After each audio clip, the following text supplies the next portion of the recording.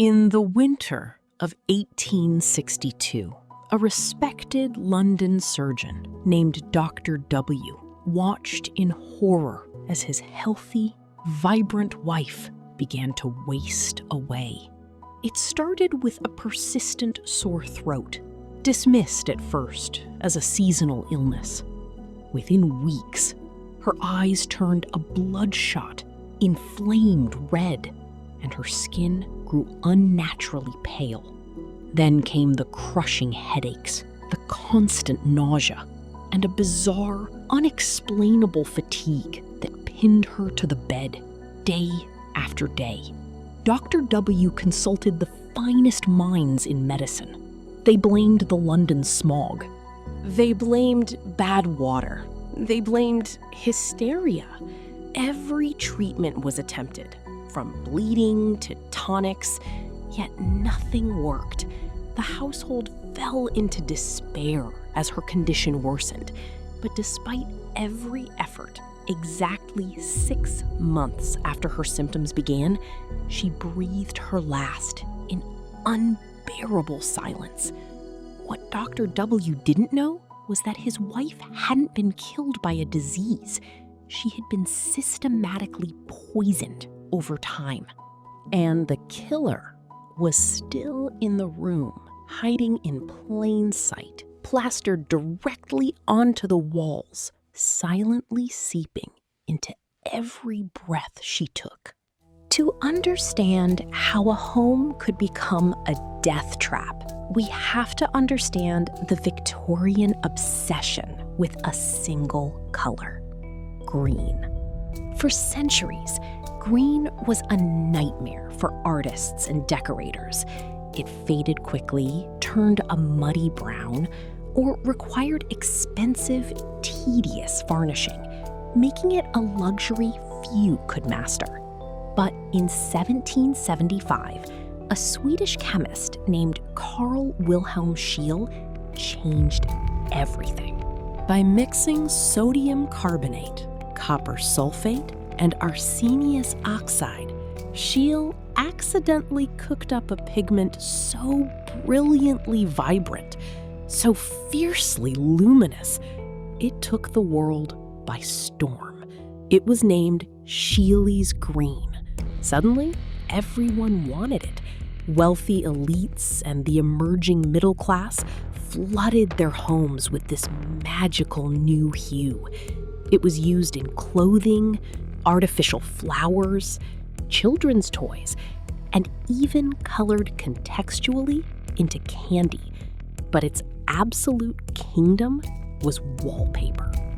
By 1858, British manufacturers alone were printing over 100 million square miles of green wallpaper. One single factory in London was going through 2 tons of arsenic every single week, feeding the growing demand. But as Great Britain bathed itself in green, a terrifying medical mystery began to unfold. Across the country, entirely unrelated families were suddenly falling drastically ill without warning, leaving doctors confused and terrified. The most horrific part? It targeted the most vulnerable. In one infamous case, a prominent physician named Dr. Robert Brudenell Carter reported that 2 of his young children mysteriously wasted away and died in their nursery. In another town, a doctor named Thomas Orton nursed a family where all 4 children died back to back from a baffling sickness. The water was clean, the house was spotless, there was no infection whatsoever, yet the children kept dying, one after another. How was the poison jumping from the walls into the victims? At first, the public thought you had to literally lick or eat the paper to get sick. Because of this, industrial tycoons dismissed the medical community's warnings as a hoax. But scientists soon discovered a terrifying two-pronged attack. First, the pigment was incredibly unstable. Every time a maid dusted the walls or a child brushed against the paper, microparticles of toxic copper arsenite flaked off, filling the air with an invisible, deadly dust that the inhabitants inhaled day after day without realizing the danger. But the second way it killed was straight out of a horror movie. Victorian homes were notoriously damp, cold, and poorly insulated. When moisture got behind the wallpaper, a common household mold called Scopulariopsis brevicalis began to grow in silence. To survive, this mold did something extraordinary and fatal. It metabolized the inorganic arsenic in the green paint, transforming it into a highly volatile chemical compound. The mold was literally breathing out a highly toxic, heavy gas into the closed bedrooms. The victims were sleeping in a literal cloud of chemical warfare, night after night. German chemist Leopold Gmelin noted that these deadly rooms always carried a distinct, bizarre, mouse-like odor. If your beautiful green room smelled like mice, you were already breathing in your own demise. Even the most powerful weren't safe. For decades, historians have debated the death of Napoleon Bonaparte during his exile on the damp island of St. Helena. His favorite color? A vibrant green. His bedroom walls? Plastered in toxic green wallpaper.